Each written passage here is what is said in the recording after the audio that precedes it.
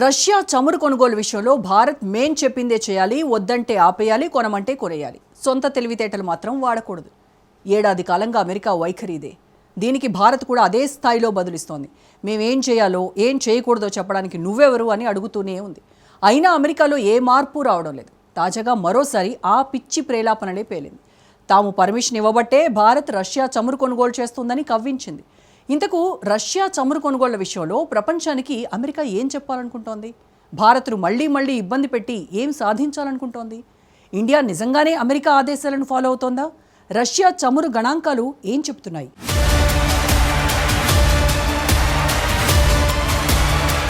Russia చమురు వివాదం మరోసారి అమెరికా కవ్వింపులు.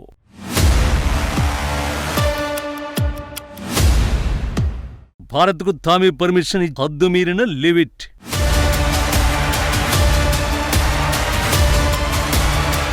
అమెరికా పిచ్చి ప్రేలాపనల వెనుక అసలు లక్ష్యం ఏంటి?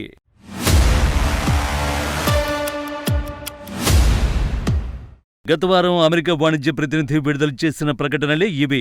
వీటిలో ఏముందన్న ప్రశ్నకే వస్తే, యుద్ధ సమయంలో రష్యా చమురును దిగుమతి చేసుకునేందుకు భారత్కు అమెరికా మినహాయింపులిచ్చిందని పేర్కొన్నారు. భారత చమురు శుద్ధి కర్మాగారాలు రష్యా నుంచి చమురు కొనుగోలు చేయడానికి తాత్కాలికంగా 30 రోజులు మినహాయింపునిస్తున్నట్టు తెలిపారు.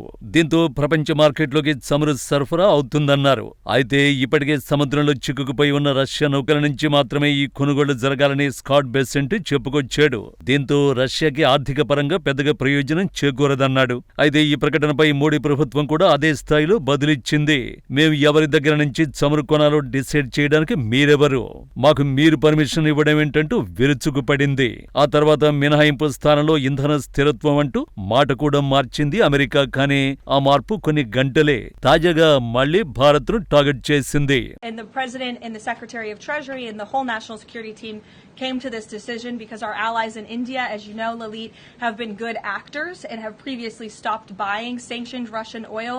So as we work to appease this temporary gap of oil supply around the world because of the Iranians, we have temporarily permitted them to accept that Russian oil. And this Russian oil was already at sea. It was already out on the water. So this short-term measure, we don't believe it will provide significant financial benefit to the Russian government at this time.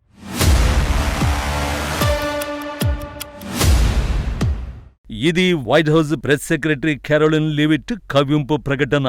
భారత్లో ఉన్న కొందరు సన్నిహిత మిత్రుల కారణంగానే America అధ్యక్షుడు మన దేశానికి Russia నుంచి చమురు కొనుగోలు చేసేందుకు అనుమతిని ఇచ్చారట. గతంలో రష్యా నుంచి చమురు కొనుగోళ్లు నిలిపేయాలని ట్రంప్ సూచించిన వెంటనే భారత్ ఆ నిర్ణయాన్ని అమలు చేసిందట. అందువల్లే అవసరమైన సమయంలో భారత్ను ఇబ్బంది పెట్టకుండా చమురు కొనుగోలుకు తాత్కాలిక అనుమతులు మంజూరు చేసినట్లు నోటికొచ్చింది పేలారు. అసలు రష్యా చమురు కొనుగోలు చేయడానికి అమెరికా అనుమతి కావాలని ఎవరడిగారు? ట్రంప్ అమెరికాకు అధ్యక్షుడా లేక ప్రపంచం మొత్తానికి ప్రెసిడెంట్ గా భావిస్తున్నాడా? ఇప్పుడు సగటు భారతీయుడి ప్రశ్నలే ఇవి. పోనీ కెరోలిన్ చెప్పిన దానిలో కొంతైనా నిజముందా అంటే అది లేదు. ఎందుకంటే భారత్ రష్యా చమురు కొనడాన్ని ఎప్పుడూ పూర్తిగా ఆపేయలేదు. అమెరికా ఆంక్షల కారణంగా జనవరిలో దిగుమతుల పరిమాణాన్ని కొంతమేర తగ్గించుకున్నమాట వాస్తవమే. ఆ సమయంలో రోజుకు 1.1 మిలియన్ బ్యారెళ్లకు దిగుమతులు పడిపోయాయి. ఇది 2022 తర్వాత అత్యంత తక్కువ స్థాయి. అయితే ఫిబ్రవరి నాటికి పరిస్థితి మారిపోయింది. రష్యా నుండి వచ్చే చమురు వాటా భారత్ మొత్తం దిగుమతుల్లో మళ్లీ 30% పెరిగింది. సో అమెరికా ఒత్తిడికి భారత్ లొంగిపోలేదు. కేవలం వ్యూహాత్మకంగా కొన్ని సర్దుబాట్లు మాత్రమే చేసింది.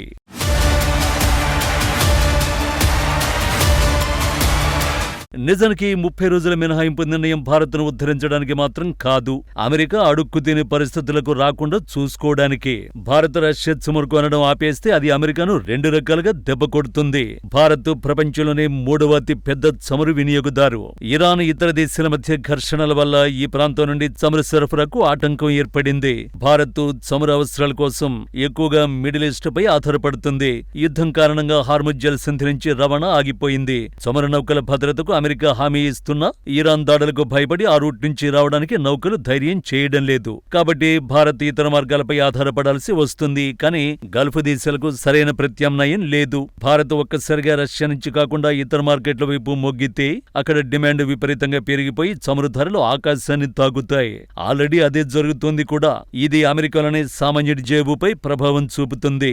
అంతేకాదు, రష్యా చమురును భారత్కు అమ్మకపోతే అది పూర్తిగా చైనా చేతులకు వెళ్లే అవకాశం ఉంది. ఇది రష్యా చైనా బంధాన్ని మరింత బలోపేతం చేస్తుంది. ఇది అమెరికాకు ఏమాత్రం ఇష్టం లేదు.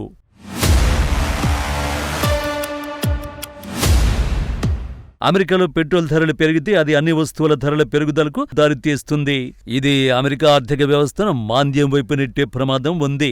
ప్రపంచవ్యాప్తంగా చమురు సంక్షోభం వస్తే డాలర్ స్థిరత్వం దెబ్బతింటుంది. అందుకే తన దేశ ప్రయోజనాల దృష్ట్యా భారత్ను రష్యా చమురు కొననివ్వడం అమెరికాకు ఓ రకమైన అవసరం కూడా. సింపుల్ గా చెప్పాలంటే అమెరికా ఈ మినహాయింపులు ఇచ్చింది భారత్పై ప్రేమతో కాదు, ప్రపంచ మార్కెట్లో చమురు ధరలు పెరగకుండా ఉండడానికి. ఇరాన్ సృష్టించిన సరఫరా ఆటంకాలను చమురు మార్కెట్ తట్టుకోవడానికి. ఇండియా వంటి పెద్ద దేశం మార్కెట్ నుండి తప్పుకుంటే వచ్చే నష్టం అమెరికా భరించలేదు. అందుకే 30 రోజుల మినహాయింపుల పేరుతో కొత్త డ్రామాకు తెరలేపింది. కానీ ఈ డ్రామా వర్కౌట్ కాదు. ఎందుకంటే ఈ సంక్షోభం 30 రోజుల్లో ముగిసిపోయేది కాదు. ఎప్పుడు ముగుస్తుందో, అసలు ముగుస్తుందో లేదో తెలియని యుద్ధం ఇది.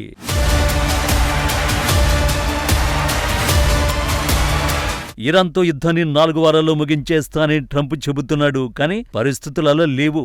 ఇరాన్కు చైనా, రష్యా పరోక్షంగా మద్దతునిస్తున్నాయి. వివరంగా చెప్పాలంటే ఉక్రెయిన్కు అమెరికా, పాశ్చాత్య దేశాలు ఎలా అయితే ఆయుధ మద్దతునిస్తున్నాయో ఇరాన్కు చైనా, రష్యా అలా అండగా నిలుస్తున్నాయి. కాబట్టి ఈ యుద్ధం చాలా సుదీర్ఘంగా సాగే అవకాశాలే ఉన్నాయి. అప్పుడు ఈ అమెరికానే భారత్ను రష్యా చమురే కొనండి మహాప్రభు అని మొత్తుకోవడం ఖాయం. ఇది ట్రంప్ టీంకు కూడా తెలుసు. మరి ఎందుకిలా అనుమతుల పేరుతో రెచ్చిపోతోంది? సింపుల్, అంతర్జాతీయ వాణిజ్యంపై తమ పట్టు ఉందని చూపించుకోవడానికి అమెరికా ఇలాంటి పదజాలాన్ని వాడుతుంది. ట్రంప్ ప్రభుత్వం రష్యాపై కఠినంగా ఉన్నట్లు కనిపిస్తూనే మరోవైపు చమురు ధరలు పెరగకుండా జాగ్రత్త పడుతోంది. భారత్కు అనుమతి ఇచ్చామని చెప్పడం ద్వారా ధరలు పెరగకుండా తామే చర్యలు తీసుకున్నామని తమ ప్రజలకు చెప్పుకోవాలనేది ట్రంప్ ప్లాన్. వచ్చే మిడ్ టర్మ్ ఎన్నికల్లో గెలవాలంటే ఇలాంటి చెత్త ప్రచారాలు చేసుకోక తప్పదు. రియాలిటీ ఏంటంటే ట్రంప్, అతడి టీంపై అమెరికన్లలో ఎప్పుడూ వ్యతిరేకత పెరిగింది. మధ్యంతర ఎన్నికల ఫలితాల్లో వారికి ఓటమి తప్పదు కూడా.